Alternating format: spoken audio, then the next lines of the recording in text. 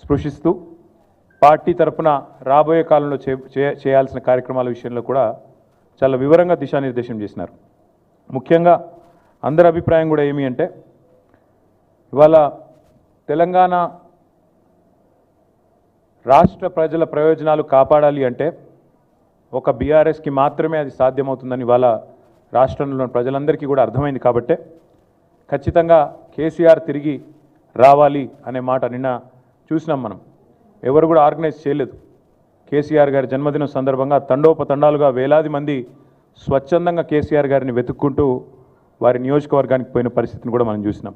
అందుకే ఇవాళ సమావేశం యొక్క ముఖ్యమైన ఆలోచన ఏంటంటే అందరి అభిప్రాయం కూడా ఏంటంటే మాకు అధికారమే పరమావిధిగా పనిచేసే ఆలోచన లేదు.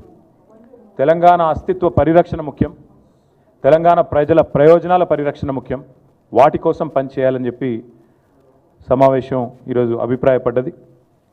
ఇందాక నేను చెప్పినట్టు ఈ 25వ సంవత్సరం సిల్వర్ జూబ్లీ ఉత్సవాలు, రజతోత్సవాల్ని సంవత్సరం మొత్తం కూడా ఒక సంవత్సరం పాటు నిర్వహించాలని చెప్పి కూడా స్థూలంగా ఒక ఆలోచనకు వచ్చినాం.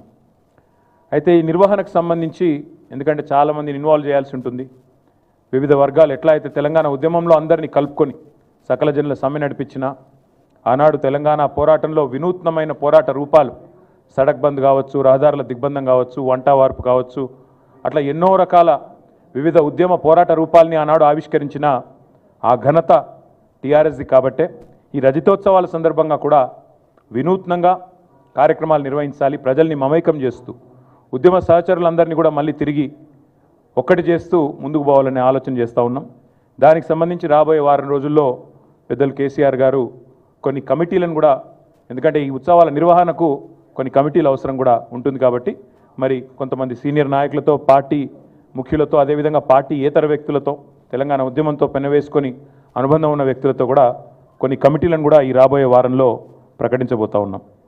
అదేవిధంగా తెలంగాణ రాష్ట్రం కోసం ఒకసారి అరుణ్ జైట్లీ గారు ఒక మాట చెప్పారు మేము పోయినప్పుడు ఢిల్లీలో. It is very rare to see a good agitator also turn into a good administrator.